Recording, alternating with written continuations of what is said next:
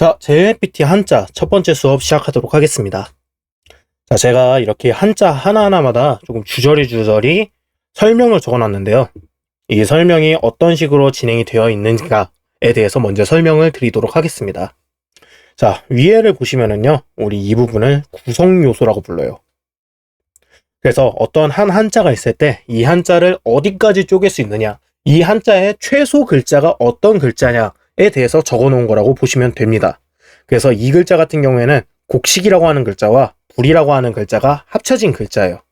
그렇기 때문에 선생님들은 어떤 한 한자를 외울 때 이 구성 요소에 대해서 제일 먼저 외우셔야 됩니다. 왜냐하면은 우리 곡식이라고 하는 글자 모르시는 분들이 더 많으실 텐데요. 지금 여기서 곡식이라고 하는 글자를 외우고 가면은 한 번 더 다른 한자에서 곡식이라고 하는 글자가 나왔을 때 굳이 한 번 더 외울 필요 없이 이미 알고 있으니까 다른 구성 요소만 외우면 되기 때문에 더 쉽고 빠르게 한자를 외울 수 있다는 겁니다. 그리고 그 밑에 적어놓은 부분은 한자의 유래에 대해서 적어놓은 건데요. 우리 구성 요소로 곡식이랑 불 있는 것까지는 알겠다. 근데 왜 곡식과 불을 합친 게 가을이라고 하는 글자가 되냐? 나는 납득 못하겠다. 라는 분들을 위해서 이 한자가 가지고 있는 스토리를 적어놓은 겁니다. 그리고 그 오른쪽에 적혀 있는 거는 우리 옛 한자인데요. 옛 한자. 그래서 우리 갑골 문자까지는 많이 들어보셨죠? 그러한 옛날에 쓰였던 한자들을 적어 놓은 건데 이거를 왜 적어놨냐? 우리 이거 곡식입니다. 라고 제가 무책임하게 외우라고 하면은 다들 외우기 싫어하실 테죠? 그렇기 때문에 이 글자가 어떻게 곡식이라고 해석을 할 수 있느냐에 대한 설명을 드리기 위해서 적어 놓은 겁니다. 자, 예시를 들어가지고 우리 곡식이라고 하는 글자 한번 봐볼까요? 오른쪽에 이런 나무 모양의 풀이 자라나 있는 것을 확인할 수 있습니다. 그래서 이게 지금 풀이고요. 풀은 풀인데 지금 머리 부분이 살짝 기울어져 있는 모습이에요. 우리 풀은 풀인데 익으면 익을수록 고개를 숙이는 풀이 뭐가 있죠? 벼입니다. 그래서 이 글자는 곡식이라기보다는 벼라고 외워주시는 게 좀 더 맞을 것 같아요. 그래서 지금 곡식이라고 하는 글자는 나무처럼 생긴 풀이 있는데 머리를 숙인 풀이기 때문에 익으면 익을수록 고개를 숙이는 벼라고 하는 한자다 라고 이해해 주시면 되겠습니다. 아무튼 그런 곡식과 불의 합자로 이루어진 글자인데 곡식이 불처럼 빨갛게 익어가는 계절이라는 뜻이에요. 그렇기 때문에 가을이라는 의미를 갖고 있습니다. 자, 그 다음 글자는 태양이라고 하는 글자와 풀이라고 하는 글자, 달이라고 하는 글자의 합자인데요. 태양은 태양처럼 생겨서 태양이고요. 달은 달처럼 생겨서 달입니다. 우리 풀 같은 경우에는 지금 여기를 보시면은 잡초 2개가 자라나 있는 게 확인하실 수 있어요. 그렇기 때문에 그 잡초 2개를 합쳐가지고 이거를 풀이다 라고 외워주시면 됩니다. 그리고 이거는 굉장히 많이 등장을 하고 굉장히 중요하기 때문에 지금 당장 외우도록 합시다. 그래서 종합적으로 봤을 때 이 글자는 수풀 사이에서, 그러니까 즉 지평선 너머로 태양이 떠오르고 있는데 아직 채 가시지 않은 달도 함께 표현한 글자예요. 그렇기 때문에 이거는 태양이 떠오르고 있는 아침을 의미하는 글자가 되는 겁니다. 자, 다음 글자는 기슭이라고 하는 한자와 손이라고 하는 한자의 합자인데요. 기슭 같은 경우에는 절벽처럼 생겼죠. 절벽이라는 뜻입니다. 그리고 손 같은 경우에는 여기 삼지창처럼 생긴 오른손의 모습을 확인할 수 있어요. 그렇기 때문에 우리는 앞으로 이거를 보면은 손이다 라고 일방적으로 외워주시면 됩니다. 그리고 이거는 굉장히 중요하고 많이 나오기 때문에 지금 당장 외우시는 걸 추천드립니다. 아무튼 종합적으로 봤을 때 이 글자는 산기슭에서 손으로 무언가를 더듬어 찾고 있는 글자인데요. 지금은 시간이 지나면서 단순하게 뒤집다라는 뜻만 가지고 있습니다. 왜냐하면은 처음에는 그냥 기슭과 손 그려놓고서 이게 손으로 무언가를 더듬어 찾고 있는 글자다 까지는 해석을 했는데 왜 이게 시간이 지나면서 뒤집다 라는 뜻을 가지고 있는지는 밝혀내지 못했어요. 뭐 굳이 따지고 보자면은 산기슭보다는 손에 집중을 해가지고 뜻이 변했기 때문에 뒤집다라는 뜻으로 변했다고 이해할 수 있겠죠. 손으로 뒤집는 거니까. 그렇기 때문에 이렇게 1대1로 매칭이 안 되는, 더 나아가가지고 납득이 안 되는 한자 같은 경우에는 그냥 구성 요소만 가지고서 외워주시면 됩니다. 산기슭 있고 손 있다, 산기슭 있고 손 있다 이렇게 외워주시면 돼요. 왜냐하면은 유래는 모르더라도 우리 구성 요소까지는 알고 가야 되니까. 자, 다음 글자는 밥이라고 하는 글자와 절벽과 손으로 이루어진 글자인데요. 밥 같은 경우에는 왼쪽을 보면 알 수 있듯이 이게 지금 밥 뚜껑이에요. 밥 뚜껑 아래에 지금 밥이 들어있는 모습이고요. 밥 뚜껑과 맞물리는 그릇에 다리가 그려져 있는 모습입니다. 그래서 얘는 밥이라는 뜻을 가지고 있는 한자예요. 그리고 그 옆에 절벽과 손이 그려져 있는 모습입니다. 여기 유래를 보시면은 뜻을 의미하는 부분과 소리를 나타내는 부분이 따로 그려져 있다는 것을 확인할 수 있는데요. 우리 이런 것들을 형성글자라고 부릅니다. 이게 무슨 뜻이냐? 이 글자가 밥이라는 뜻을 갖고 있고요. 한이라고 하는 소리를 나타냅니다. 이 글자를 한이라고 읽어요. 그렇기 때문에 뜻을 나타내는 부분, 밥이니까 밥을 일단 한번 적어주고요. 그 다음에 한이라고 소리가 나는데 이 소리를 어떻게 표현을 해야 되지? 할 때 똑같이 한으로 발음이 나는 한자를 한 번 더 적어줬다는 겁니다.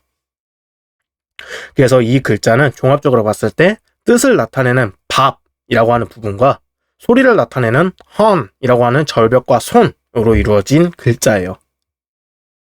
자, 다음 글자는 성이라고 하는 모양 글자와 발이라고 하는 글자의 합자인데요. 여기 괄호 쳐놓고서 모양이라고 적어놨는데 이거 같은 경우에는 이 글자 안에서만 이렇게 해석하겠다 라는 뜻입니다. 왜냐하면은 우리 이게 사람의 입 모양이잖아요. 근데 이게 자세히 보시면은 성벽처럼 생겼다는 것도 알 수 있어요. 그렇기 때문에 이거를 지금 이 글자 아래서만 성벽으로 해석을 하겠다 이겁니다. 아무튼 그래서 얘는 지금 성벽 모양인 거고요. 밑에 발이 적혀 있습니다. 이 발 같은 경우에는 여기를 보면 알 수 있듯이 발가락이 하나, 두 개, 세 개, 네 개 나 있는 사람의 발바닥 모습이에요. 그렇기 때문에 앞으로 우리는 얘를 보면은 발이다 라고 생각을 해야 됩니다. 그리고 얘는 굉장히 중요하고 많이 나오기 때문에 지금 당장 외우시는 걸 추천드릴게요. 자, 아무튼 종합적으로 봤을 때 이 글자는 성을 향해 가고 있는 발을 의미하고요. 그렇기 때문에 발 혹은 가다라는 뜻을 가지고 있습니다. 자, 다음 글자는 태양이라고 하는 글자와 달이라고 하는 글자의 합자예요. 그래서 낯을 밝히는 태양과 밤을 밝히는 달이다. 둘이 합쳐가지고 밝다 라는 뜻을 나타낸 한자입니다. 자, 다음 글자는 제사그릇과 머리의 합자인데요. 제사그릇 같은 경우에는 왼쪽을 보면 알 수 있듯이 이게 지금 그릇 모양입니다. 그리고 그 그릇을 받치고 있는 다리가 있는 거예요. 그래서 우리 이 제사 때 쓰는 그릇을 표현한 한자기는 한데 우리 이 그릇 안에 보통 무엇을 담았냐 하면은 콩을 자주 담았어요. 그렇기 때문에 이 글자는 혼자 쓸 때는 콩이라고 해석하는 경우도 많습니다. 자, 그 다음 글자는 머리인데요. 머리 같은 경우에는 오른쪽을 보면 알 수 있듯이 이게 사람의 머리입니다.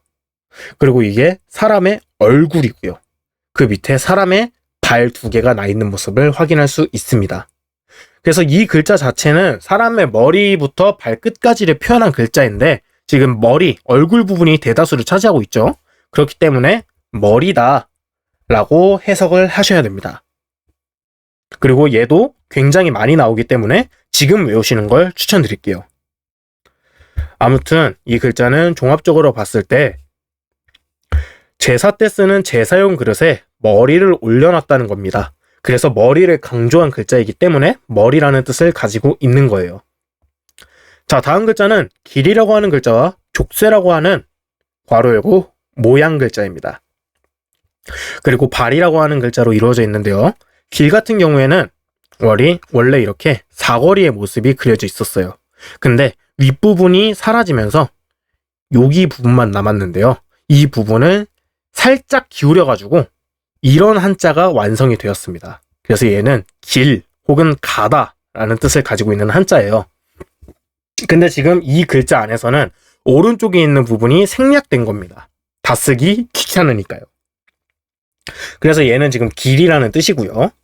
이 족쇄 같은 경우에는 여기를 보면 알 수 있듯이 사람 발 두 개 들어갈 수 있는 구멍 두 개가 보여요. 그래서 얘가 족쇄의 부분인데요. 이거 동그라미 두 개로 적으면은 너무 못생겼어요. 그렇기 때문에 이거 얘와 비슷한 글자를 찾아보니까 아, 이런 글자가 있네? 얘 잘생겼으니까 얘로 써야겠다 라는 겁니다. 참고로 이 글자는 원래 실이라는 뜻을 가지고 있는 한자예요. 아무튼 그런 족쇄도 있고요. 발 같은 경우에는 우리 위에서 봤을 때 이 글자가 위로 솟아있는 발이거든요. 그렇기 때문에 얘는 정상적인 발입니다. 근데 얘 같은 경우에는 밑을 바라보고 있어요. 그렇기 때문에 얘는 닫힌 발, 비정상적인 발입니다. 비정상적인 발.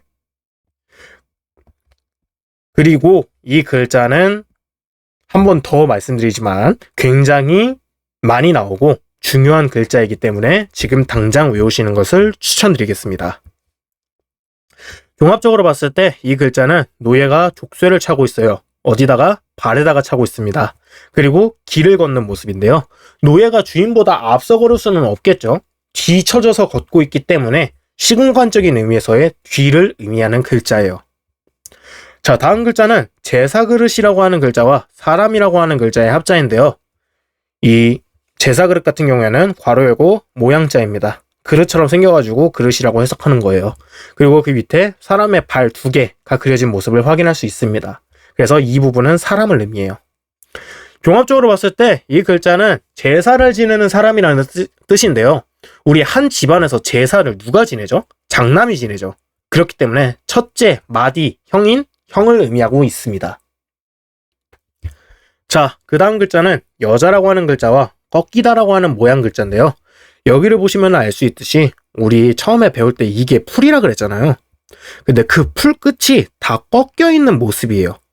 그래서 이 글자는 풀이 꺾이다 라는 뜻입니다. 근데 우리 이거를 이렇게 적으면은 못생겼으니까 조금 잘생긴 글자, 비슷한 글자 중에서 뭐 없나 했을 때 이거를 따온 겁니다. 그래서 얘는 지금 이 글자 안에서만 풀이 꺾이다 라는 뜻으로 해석을 해야 되고요. 종합적으로 봤을 때 여자가 꺾였다 라는 의미에서 옛날에는 남아선호 사상이 유행을 했잖아요. 그렇기 때문에 제발 첫째만으로는 여자가 태어나지 않길 바란다 라는 글자이고, 그렇기 때문에 누나 혹은 언니라는 뜻을 가지고 있는 한자입니다. 자, 다음 글자는 쉽습니다.